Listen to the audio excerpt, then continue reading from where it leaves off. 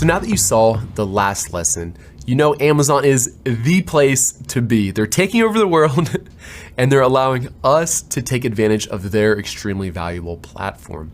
So at this point, it's really up to us to be thinking about what we want to sell, where we want to get our goods from, and how we're going to have a competitive advantage on their platform from the products that we sell, or how we market it, or how we launch it, or realistically a combination of all of the above.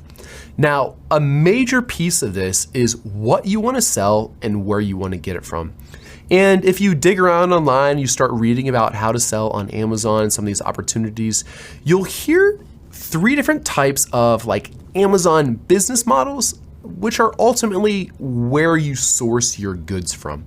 So they have some different names, but the first one would be sourcing from a wholesaler, or this is otherwise referred to as you're a reseller on Amazon. The second one is commonly referred to as retail arbitrage or online arbitrage, and of course we'll explain these more. And then the third one is most commonly referred to as private labeling goods or white labeling goods, or being a brand owner, okay? So let's go through each of those opportunities and I'll explain them a little bit more. So the first one, being a reseller on Amazon, which means you're sourcing these goods from a wholesaler. You have a wholesale contract with the company. Let me give you an example of this. I have here a video camera lens, the one you're looking through right now. And let's pretend if I wanted to be a reseller of this type of product, I would initiate a wholesale contract with the brand that creates this. So this is Canon. So me as a business owner, I could go to Canon and say, I would like to resell your goods. Let's enter into an agreement. I purchase your goods at a wholesale cost, and then I resell them, okay? Now, there's pros and cons to each of these business models. For this particular one, the pros are you don't have to create your own products. You don't have to work with the factory. The products are already created. You just need to enter into these contracts. It's fairly quick to make sales. You can usually get these goods from the wholesalers relatively quickly because they usually have them warehoused in the US or in your local location. However, now that Amazon's becoming so popular, some of the cons of this is it's very low margin because it's a race to the bottom. Everyone's just competing on price because everyone's selling the same lens. There's lots of competition. And now realistically, it's very difficult to get a company like Canon or any wholesaler really, or any big brand to sell to you if they know that you're only selling on Amazon. These brands, if you guys follow the news, you'll see that they're becoming more and more restrictive about their sales on Amazon, and they want more and more control over their sales on Amazon. Instead of all these third parties selling their goods, they just want to sell their goods themselves on Amazon because they know they can make more money that way, okay? So this is an opportunity and this is an option. I will not be going into this in depth because I believe that the cons far outweigh the pros of this business opportunity. I think there's better ones out there, but I wanted to make you aware of it so that, you know, if you're floating around online and reading stuff, you're aware of what we're talking about here. So the next area is going to be what's commonly referred to in this space is like retail arbitrage or online arbitrage. And what we're doing here is we're not entering into a agreement or a contract with the creator of these products, but instead we're actually going to purchase these products at a deep discount from other retail stores, most commonly places like Walmart or Target or whatever else. So what I'm talking about here is you'll hear people talking about this online. And let's take, for example, that I found this product. This normally retails, I think, for around 200 bucks. From time to time, you'll find products like this at the clearance aisle at like Walmart or Target or even on online stores. So sometimes the clearances will be very deep discounts. It will be, maybe this retails for 200 bucks. Walmart probably bought it for like 100 bucks. But sometimes if they're really trying to get rid of stuff, they'll actually sell it for less than what they bought it for. They'll sell it for like 70 bucks, right? So if you can buy this for 70 bucks, then you could actually resell it on Amazon as a brand new, never opened product, for closer to that price of like $200. So as you can imagine, this has a lot of pros, right? It's quite easy to get started. If you just find a few items on clearance that are opportunities on Amazon, you can go ahead and purchase them and send them in, so you don't need a lot of startup capital. You get to leverage Amazon's very, very powerful marketplace. You don't have to build your own listings. You don't have to deal with factories.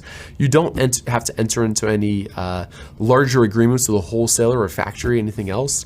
So there's a lot of pros, right? The downsides, as you can imagine, is it's quite difficult to scale. It's hard to find these goods.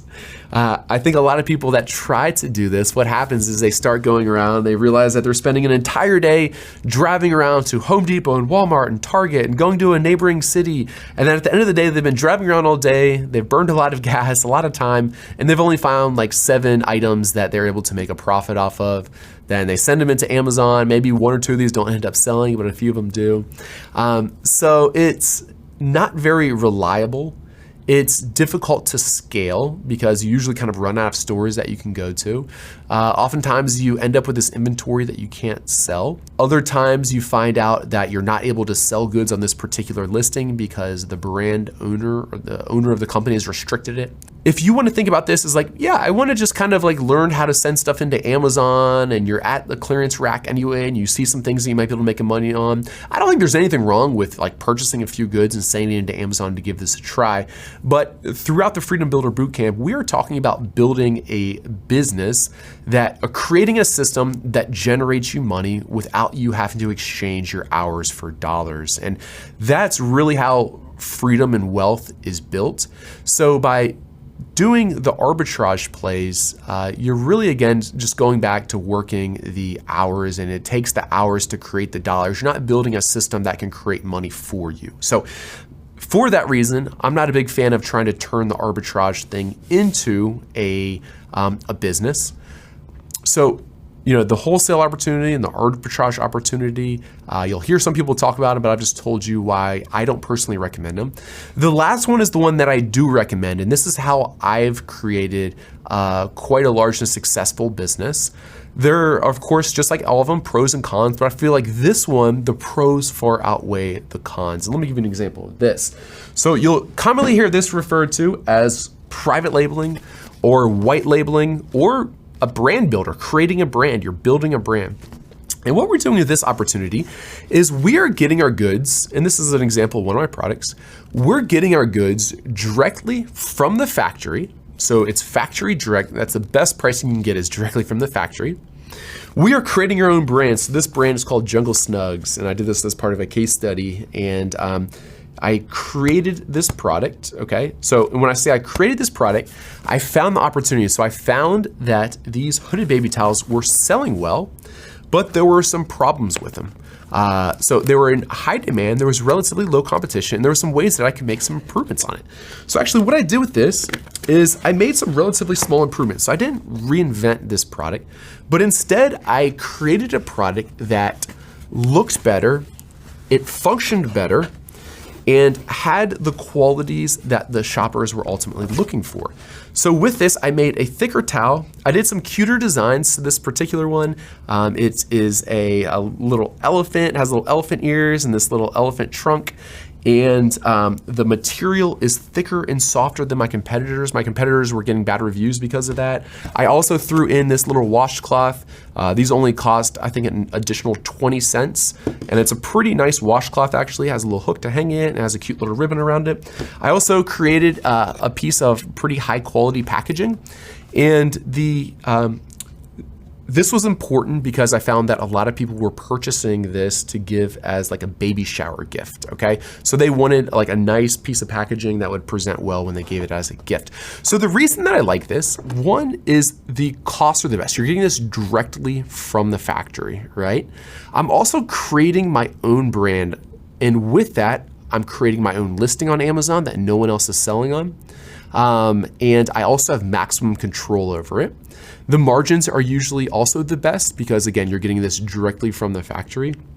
Amazon also really likes having more brands on their platform. And they want this because they want additional selection and additional brands for their customers, okay? So they want more brands on their platform. And because of that, they give us some advantages. They give us access to different tools that those other types of sellers don't get access to.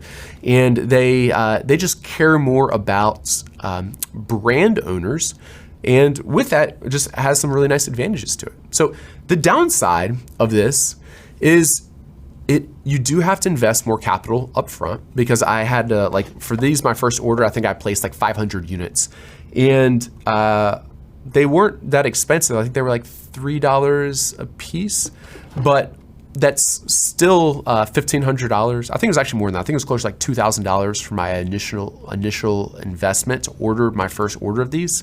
It is a little bit more work to get started. So there are some downsides of this, but this really is how you build a system that can generate money for you without you having to exchange your hours for it. So you do the work up front. Throughout this boot camp, you'll find that there is, of course, work associated with it. We're building our own brand, we're building a business.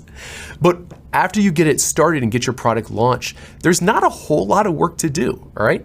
Since Amazon is doing all the fulfillment, they're handling pretty much all of the customer support, they're the ones driving the traffic to the website, they're doing the majority of the more time-consuming or more difficult tasks. It's really up to us at that point just to keep the inventory in stock and to do some little things here and there to keep up with our listing, keep up with our PPC, and these are all the things I'll be teaching throughout this boot camp.